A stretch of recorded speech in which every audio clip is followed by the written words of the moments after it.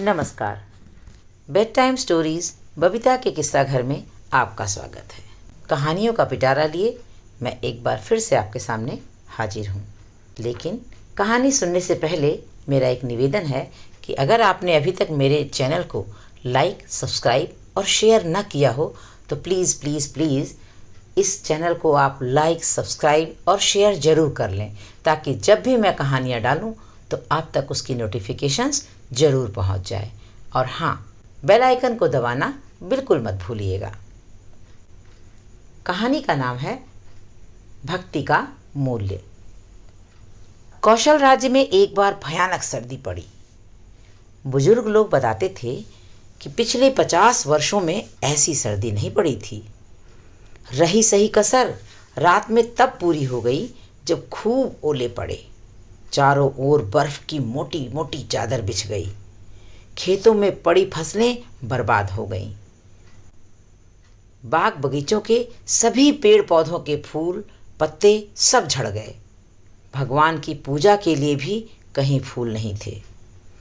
ऐसे मौसम में भी माली सुदास के तालाब में एक बहुत ही सुंदर कमल का फूल खिला था। उसे देखकर सुदास ने सोचा, इस मौसम में इतना सुंदर कमल, इस फूल का उचित मूल्य तो कौशल के राजा प्रसेनजीत ही दे सकेंगे।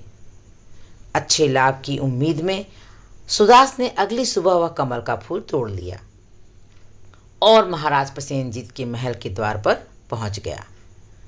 सुदास ने महाराज के पास संदेश भिजवाया कि वह उनके लिए एक बहुत ही सुंदर कमल का फूल लाया है। सुदास अभी राजभवन के द्वार पर खड़ा ही था कि मोतियों के हार पहने एक सेठ वहां से निकला। फूल को देखकर वह उस पर मोहित हो गया। उसने माली से पूछा, क्या यह बेचने के लिए है? सुदास ने कहा, मैं इसे महाराज प्रसेनजीत के लिए लाया हूं। लेकिन मैं इस कमल के फूल को भगवान बुद्ध के चरणों में अर्पित करना चाहता हूं। वे अभी नगर में पधारे हैं और मैं उन्हीं के दर्शन के लिए नंगे पैर दौड़ा जा रहा हूं। अब सुदास ने सेठ के पैरों की ओर देखा। वास्तव में सेठ नंगे पैर था। सुदास को बड़ा आश्चर्य हुआ। सेठ ने फिर पूछा, महाराज प्रसेनजीत से इस कमल के फूल के बदले क्या मूल्य पाने की इच्छा है तुम्हारी? सुदास ने कहा, इस दुर्लभ फूल के बदले 1 स्वर्ण मुद्रा पाने की मुझे आशा है। मैं यह मूल्य देने को तैयार हूं, सेठ ने कहा। उसी समय महाराजा प्रसेनजीत राजभवन से बाहर निकले। वे भी नंगे पैर ही थे। सुदास के हाथ में इतना सुंदर कमल का फूल देखकर बोले, सुदास, इस फूल का क्या मूल्य लोगे? महाराज, यह फूल तो मैं इन्हें बेच रहा हूं, सुदास ने प्रसेनजीत से कहा। कितने में बेच रहे हो? राजा प्रसेनजीत ने पूछा। 1 स्वर्ण मुद्रा के बदले महाराज, सुदास ने कहा। मैं तुम्हें 10 स्वर्ण मुद्राएं दूंगा, महाराज प्रसेनजीत बोले। मैं 20 देने को तैयार हूं, कहते हुए सेठ ने महाराजा प्रसेनजीत को प्रणाम किया।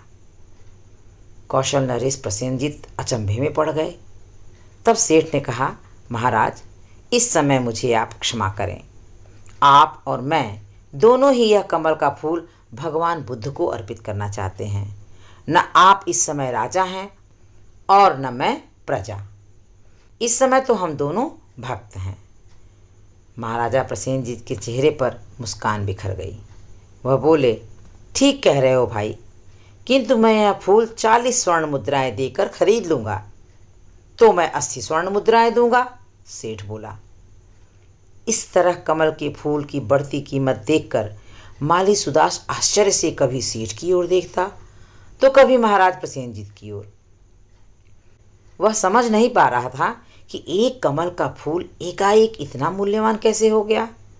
उसके मन में लहरों की तरह विचार आ रहे थे और जा रहे थे। मन ही मन वह सोचने लगा, मूल्य फूल का नहीं, भक्ति का है। किंतु भक्ति में धन का प्रदर्शन क्यों? यह तो घमंड है जो एक कमल के फूल के रूप में आकार ले रहा है। एकाएक सुदास ने अपने मन में एक निश्चय किया और फिर एक सुंदर सी मुस्कान उसके चेहरे पर फैल गई। उसने महाराज प्रसेनजीत और सेठ दोनों से हाथ जोड़कर कहा, आप लोग मुझे क्षमा करें। अब मैं यह कमल का फूल किसी भी मूल्य पर नहीं बेचूंगा। इतना कहकर सुदास वहां से चल पड़ा।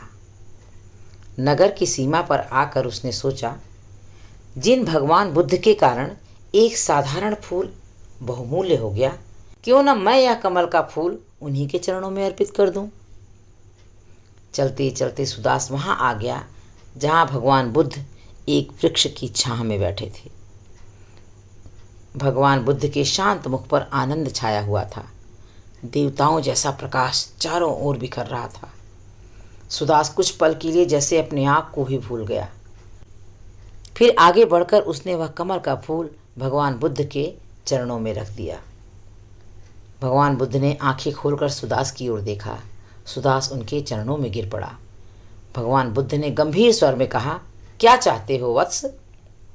थोड़ी देर तक माली सुदास के मुंह से कोई शब्द नहीं निकला। फिर उसकी आंखों से खुशी के आंसू बहने लगे। उसने रुक रुक कर कहा, आपके दर्शन के बाद अब कुछ भी पाने की इच्छा नहीं रही भगवान, बस मुझे अपने चरणों में स्थान दे दीजिए। भगवान बुद्ध की मुस्कुराहट में जैसे अनेक कमल के फूल खिल रहे थे। माली सुदास को अपने कमल के फूल का ही नहीं, अपने जीवन का भी मूल्य मिल गया था। तो बच्चों, देखा फूल बेचते बेचते कैसे माली सुदास को अपने जीवन का मूल्य समझ में आया। तो कहने का अर्थ ये है, यानी कि कहानी का सबक और सीख ये है कि श्रद्धा और भक्ति का कोई मूल्य नहीं होता। श्रद्धा और भक्ति को सोने से नहीं तौला जा सकता। मन की भावना तो अमूल्य होती है बच्चों। तो इसलिए ध्यान रखें, जब प्रभु के दरबार में जाएं, ईश्वर के मंदिर में जाएं, भगवान के आगे नतमस्तक होएं, तो उसमें धन का घमंड कदापि नहीं आना चाहिए। वहाँ पर केवल भक्ति और भावना ही होनी चाहिए। तो धन्यवाद बच्चों। कमेंट करके मुझे ज़रूर बताइएगा कि आपको कहानी कैसी लगी और आगे आप और कैसी कहानियाँ सुनना चाहते हैं।